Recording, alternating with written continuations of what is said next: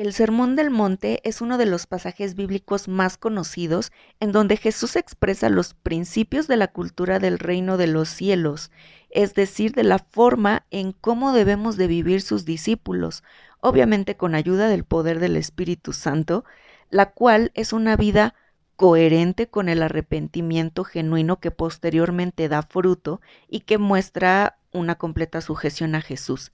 Este sermón se divide en varias partes y hoy vamos a estudiar la que habla sobre el carácter, mejor conocida como las bienaventuranzas. Lo que dice la Biblia. Hola, ¿cómo estás? Me da muchísimo gusto saludarte el día de hoy. Le agradezco mucho a Dios por disponer tu corazón para escuchar esta enseñanza y que podamos seguir aprendiendo juntos. Y es que seguramente todos hemos leído varias veces las bienaventuranzas, o por lo menos una vez, ¿no? Pero de que las conocemos, las conocemos. Sin embargo, no es lo mismo únicamente leerlas que encarnarlas, que vivirlas, lo cual es verdaderamente fundamental. ¿Por qué?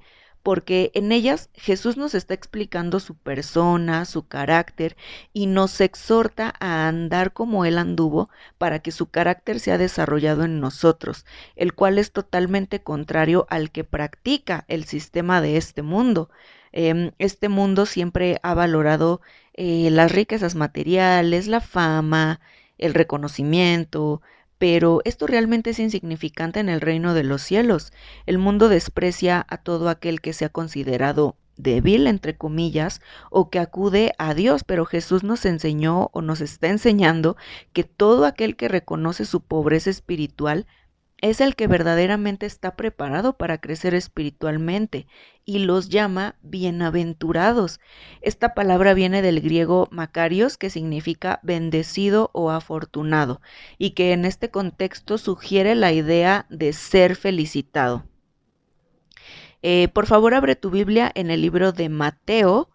Mateo, quien escribió este libro, luego de presentarnos a Jesús como el Rey prometido y de cómo Jesús inició su ministerio, en el capítulo 5, a partir del versículo 1, es en donde nos presenta a Jesús enseñando las 8 bienaventuranzas. Las vamos a ir leyendo una por una y las vamos a ir explicando, ¿va? Entonces empezamos a leer en Mateo capítulo 5, versículo 1. Dice, viendo la multitud, subió al monte, se está refiriendo a Jesús, y sentándose, vinieron a él sus discípulos, y abriendo su boca les enseñaba diciendo. Y aquí en el versículo 3 tenemos la primera bienaventuranza que dice, bienaventurados los pobres en espíritu, porque de ellos es el reino de los cielos.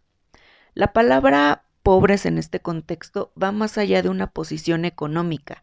La gente en el tiempo de Jesús creía que se merecía el reino de los cielos porque tenía riqueza económica.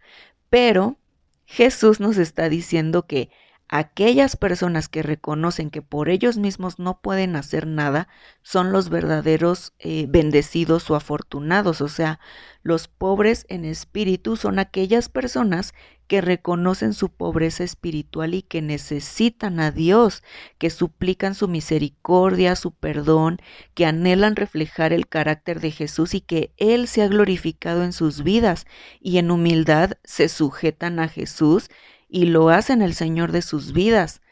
Y la recompensa de que de ellos es el reino de los cielos, se puede decir que les pertenece desde ya, no tienen que esperar hasta la vida eterna, porque ellos están respondiendo al mensaje de Jesús que dice arrepiéntanse porque el reino de los cielos se ha acercado.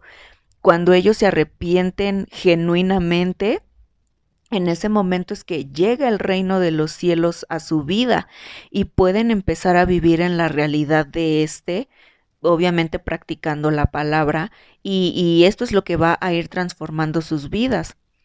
Y con este principio, Jesús está declarando una total dependencia de Dios, perdón, la cual pues también nos ha expresado en otros pasajes. Por ejemplo, cuando nos habló sobre el primer y más importante mandamiento, que es amar a Dios con todo nuestro corazón, con toda nuestra alma y con toda nuestra mente. Lo podemos leer en Mateo capítulo 22, versículo 37.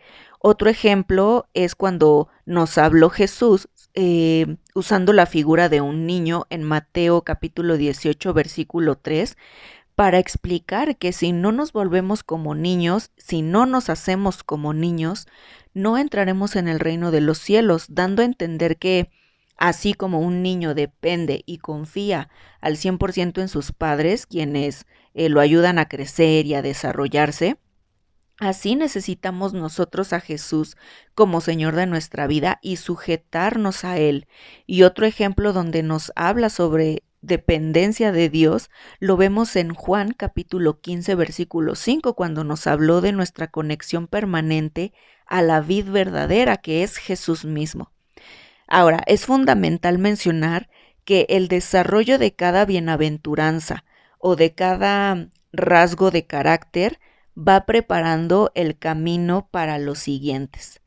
Entonces, ahora seguimos leyendo en el versículo 4 que dice: Bienaventurados los que lloran, porque ellos recibirán consolación.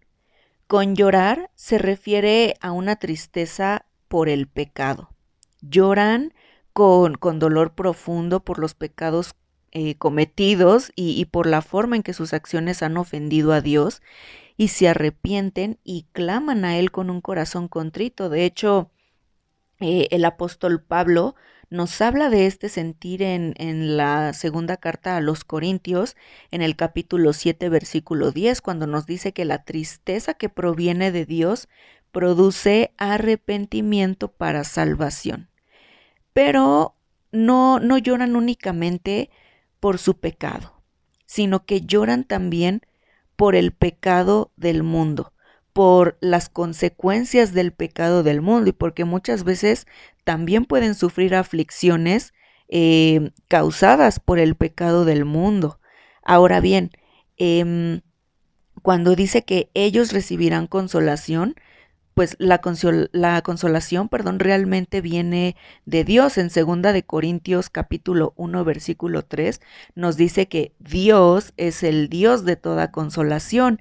Y aparte, la palabra consolación viene del griego parakletos, que significa consolador. Y recordemos que nuestro consolador es el Espíritu Santo, es el que nos da la fuerza para perseverar, es el que nos ayuda en nuestra debilidad y quien nos da la fuerza para soportar confiados en su gracia.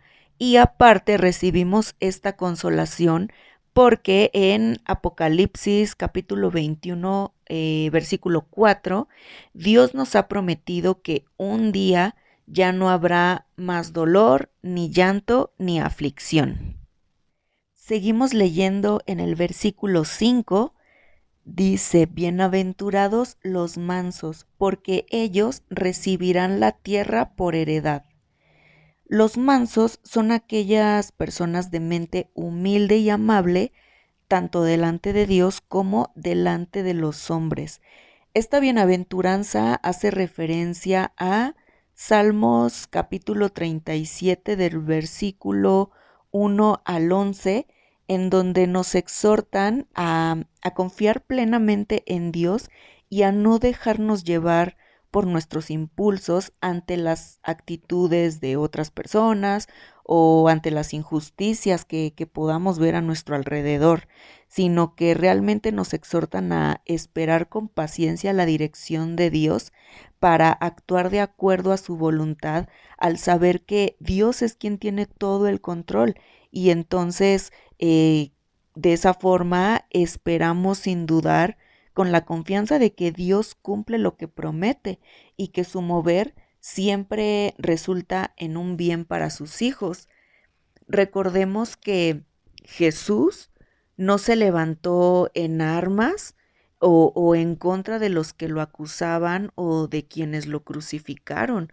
Jesús no, o sea, Jesús más bien pudo haber defendido su inocencia, o pudo también haber dicho: yo soy el Hijo de Dios y qué les pasa, y no los condenó, o sea, no les dijo: ay, todos se van al infierno. No. ¿Y por qué? O sea, ¿por qué Jesús pudo actuar con esta mansedumbre, con esta humildad. Jesús pudo hacerlo porque Él se sometió en obediencia a la voluntad del Padre y porque Él conocía su papel como Cordero de Dios. O sea, Él totalmente sabía quién era y sabía el propósito para el cual el Padre lo había enviado a esta tierra. Entonces, este sacrificio que él estaba haciendo no era un sacrificio involuntario, sino que realmente lo estaba haciendo un agente y servidor de Dios para cumplir los planes del Padre. Y obviamente pues Jesús sabía que su reino no es de este mundo, entonces el mal obviamente no se puede vencer con el mal, sino con el bien. Y bueno, obviamente el Padre le había prometido a Jesús el reino, poder y gloria. Y así el manso sabe que sus armas realmente son la amabilidad y la humildad para poder conquistar, porque esto eh, va a atraer a otros a Cristo. Realmente cuando uno actúa de forma amable y humilde ante la ofensa de otras personas, eh, a las personas se les hace muy raro, se molesta y se sorprenden de que la persona no reaccione de forma agresiva o que le conteste al otro la ofensa, sino que realmente se preguntan por qué esta persona actúa de esta manera. Inclusive eh, estas personas que están ofendiendo pueden caer totalmente desarmadas porque en ese momento se está exponiendo totalmente la naturaleza caída con el reino de los cielos. Entonces, pues estos bienaventurados que son mansos, bienaventurados los mansos porque ellos heredarán la tierra, pues tendrán éxito a la larga porque van a heredar también la tierra junto con Jesús y poseerán el nuevo Edén. Y bueno, pues recibir la tierra por heredad expresa la intervención de Dios que trae libertad. Y seguimos leyendo en el versículo 6, dice, bienaventurados los que tienen hambre y sed de justicia, porque ellos serán saciados. Justicia viene del griego dikaiosune, que significa rectitud o lo que es bueno, y que básicamente equivale a la voluntad de Dios. Ellos anhelan que la justicia de Dios se manifieste aquí en la tierra, no solamente en sus propias vidas, sino también en las vidas de otros y en las circunstancias que les rodean. No es un deseo cualquiera, sino que realmente es una gran fuerza y por ello buscan participar activamente para que haya justicia. Ellos reconocen que la verdadera justicia viene de Dios porque la han experimentado en sus propias vidas y saben que aún en medio de todo lo que parece injusto en este mundo, Dios va a obrar a su tiempo y esta certeza es la que los impulsa. Ellos serán saciados porque van a ver manifiesta la justicia de Dios. Ahora seguimos en el versículo 7 que dice, bienaventurados los misericordiosos porque ellos alcanzarán misericordia. Vemos que los líderes religiosos de la época de Jesús se jactaban de hacer muchas obras de servicio, sin embargo, internamente sus corazones eran totalmente indiferentes al sufrimiento de los demás. Esto lo podemos ver en Marcos capítulo 3 de los versículos 1 al 6. Ajá. Pero los verdaderos misericordiosos son los que son movidos a la piedad y a la compasión y se identifican con el sufrimiento de los demás y mantienen su mirada en lo que Dios quiere hacer en lugar de mantener su mirada en el error que cometió la persona. Ajá, entonces los misericordiosos pueden serlo porque han experimentado la misericordia de Dios, porque su corazón ha sido transformado por el amor de Dios y por su perdón, y es de esa manera en cómo pueden levantar la mirada para reconocer las necesidades de otros, no solamente necesidades físicas del día a día, sino su necesidad de Dios. Y vemos que en la parábola, perdón, del buen samaritano, que la encontramos en Lucas capítulo 10, de los versículos 25 al 37, se muestra que hay gente al costado del camino de nuestra vida que ha sido robada, lastimada y abandonada injustamente. Recordemos que Satanás vino a robar, a matar y a destruir. Y muchos son víctimas de la soledad, de la depresión, de la violencia, de los vicios. Y muchos pasan alrededor de esas personas sin hacer absolutamente nada. Aún personas que supuestamente están entregadas al servicio de Dios, como en la parábola fue el caso del sacerdote o del levita. Y hoy, en nuestros tiempos, podría ser el pastor, podríamos ser tú y yo o cualquiera que se considera buen creyente, pero Jesús está esperando que, como el buen samaritano que ayudó a la persona herida que se encontró en el camino, Él espera que nosotros, al igual que Él, seamos movidos a misericordia, y Él espera que tengamos su mirada, su corazón y sus manos para poder bendecir a un mundo necesitado y para poder impartir su justicia. Y bueno, pues el que muestra misericordia por los demás, también recibirá misericordia cuando la necesite. Vamos al versículo 8. Bienaventurados los de limpio corazón, porque ellos verán a Dios. Limpio viene del griego kataros, que significa puro o inocente.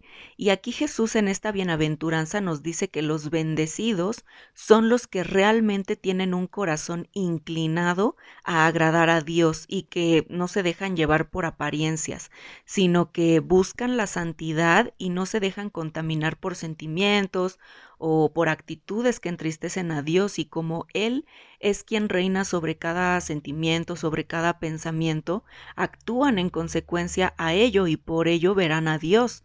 Lo podemos decir de otra forma, son personas que hacen lo que a Dios le agrada, pero no porque tienen que, no por obligación ni por únicamente cumplir reglas, sino porque verdaderamente aman a Dios y porque saben que cada vez que ponen en práctica su palabra, Él se revela a sus vidas. Dios les muestra una faceta de su personalidad y le pueden ver. Vamos al versículo 9. Bienaventurados los pacificadores, porque ellos serán llamados hijos de Dios. Esta bienaventuranza se refiere a los que trabajan intencionalmente o activamente a favor de la paz. No se refiere a personas que viven en paz porque se mantienen alejados o aislados de la sociedad o porque no participan en las actividades diarias o cotidianas de la vida.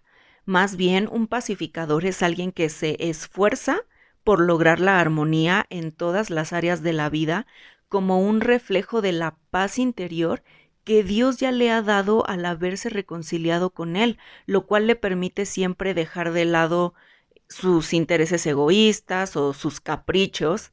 Y también son personas que tienen un corazón orientado a los demás y que siempre consideran pues con detenimiento cómo sus acciones o sus decisiones pueden afectar en el ámbito espiritual.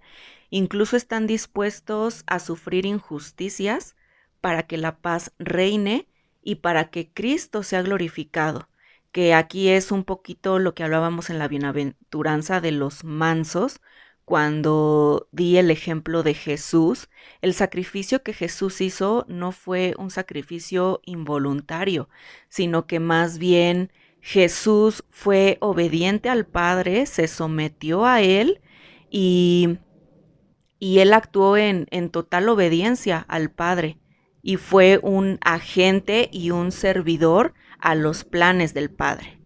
Entonces, aquí podemos terminar diciendo que los pacificadores son quienes ayudan a reconciliar al mundo con Dios, los ayudan a vivir en la paz de Dios y ellos serán llamados hijos de Dios porque reflejan de una forma muy especial o de una manera muy especial el corazón del Padre, lo cual indica la profunda comunión que tienen con Él. Seguimos en el versículo 10, dice, bienaventurados los que padecen persecución por causa de la justicia, porque de ellos es el reino de los cielos. Aquí como que volvemos al punto de partida y se nos ofrece la misma recompensa que en la primera bienaventuranza. En sí la persecución empieza cuando nos comprometemos con Cristo y se va intensificando a medida que nos transformamos a semejanza de Jesús. Y seremos injuriados y difamados por nuestro carácter, así como dice en el versículo 11, que vamos a leerlo. Dice, bienaventurados sois cuando por mi causa os vituperen y os persigan, y digan toda clase de mal contra vosotros, mintiendo. ¿Y por qué pasa esto? Porque como ya vimos al principio del estudio, este mundo siempre exalta el camino fácil, la cultura de lo inmediato, y el reino siempre se enfoca en los procesos, en vivir los procesos para tener una transformación y en lo trascendente. Y esto siempre va a traer cambios. Vamos a ver un ejemplo, por ejemplo en Marcos 5, aquí nos dice que Jesús va con sus discípulos a la región de los Gadarenos y que un endemoniado corre a sus pies para que lo libere de la tortura que estaba viviendo. Para los lugareños, digamos que ya era un caso perdido este hombre, pero llegó a él el reino de Dios y su justicia y fue libre del reino de tinieblas. Jesús expulsó una legión de demonios de este hombre y de forma así súper impactante, este hombre fue transformado completamente, ya estaba en su sano juicio, vestido decorosamente. Pero ¿qué crees? En lugar de que la gente se alegrara del milagro que había ocurrido, tuvieron miedo y echaron a Jesús. O otro ejemplo lo vemos en Lucas capítulo 19, en los versículos 45 a 47, en donde nos dice que Jesús echó a todos los que estaban vendiendo en el templo. Él les dijo que habían convertido en cueva de ladrones su casa y les dijo que su casa, casa de oración será llamada. Y por esta razón, los jefes de los sacerdotes, los maestros de la ley y los dirigentes del pueblo procuraban matar a Jesús.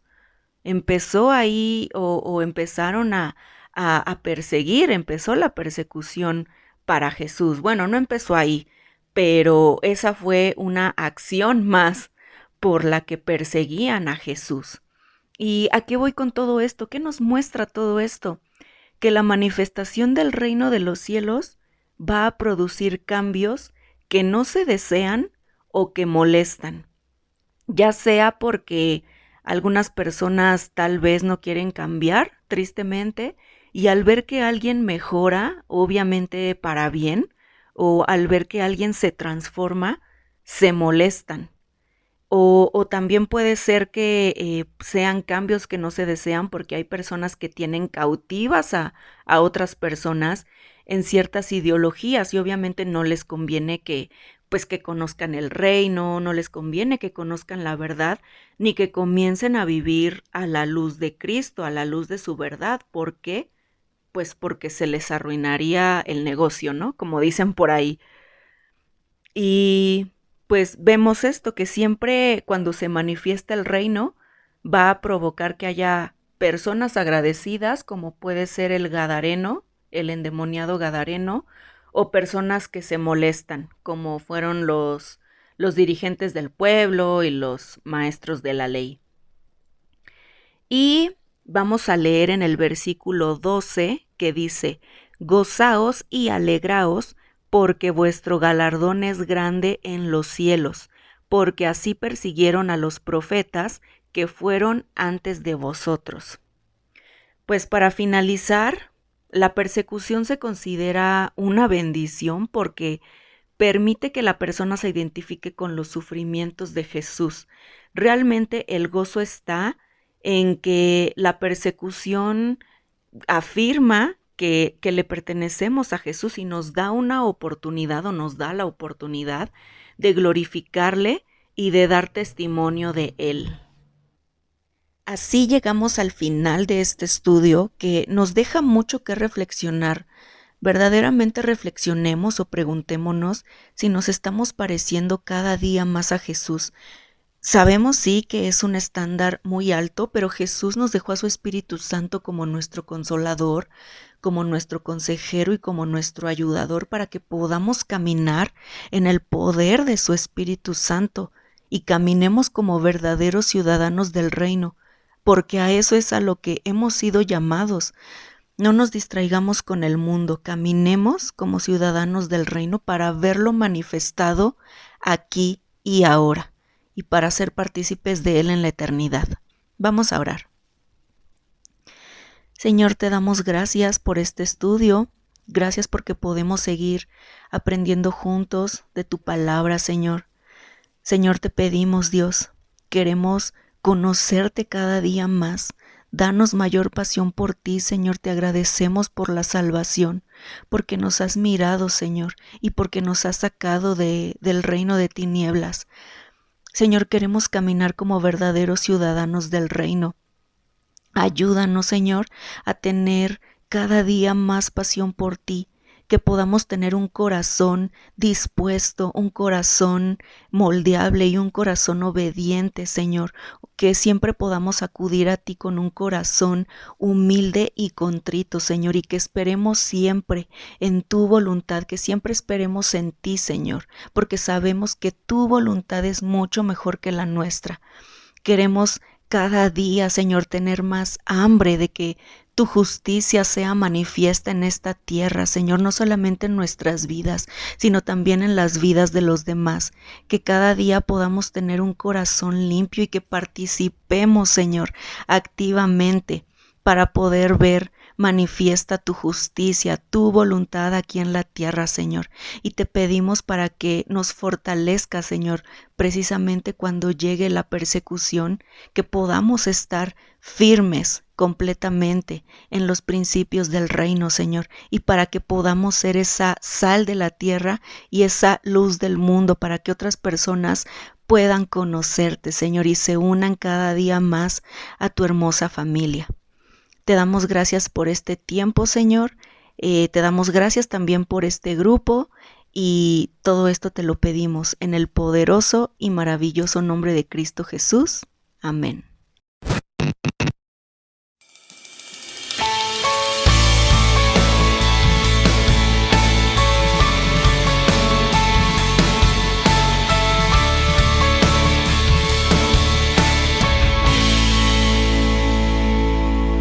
El sueño de nuestras vidas es poderte adorar en espíritu y verdad. Cada día en esta vida reflejarte más y más de este mundo, ser la luz. Y tocar tu corazón, demostrar lo mucho que te amamos, para ver cielo sobre tierra, tu gloria llenando este lugar, y juntos te pedimos que venga tu reino mientras adoramos tu majestad.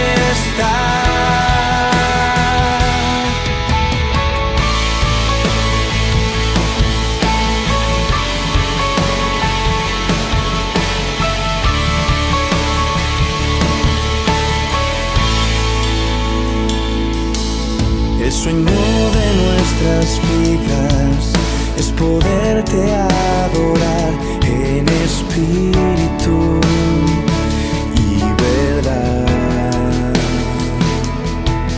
Cada día en esta vida reflejarte más y más de este mundo, ser la luz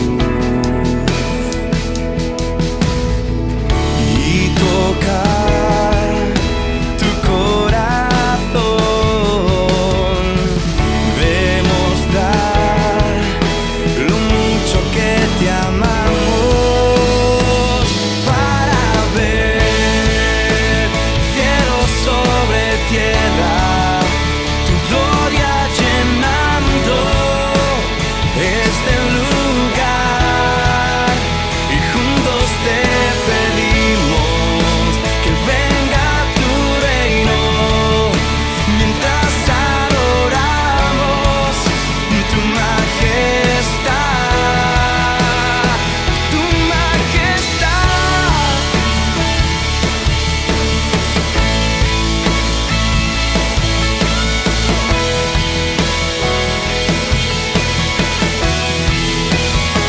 Tu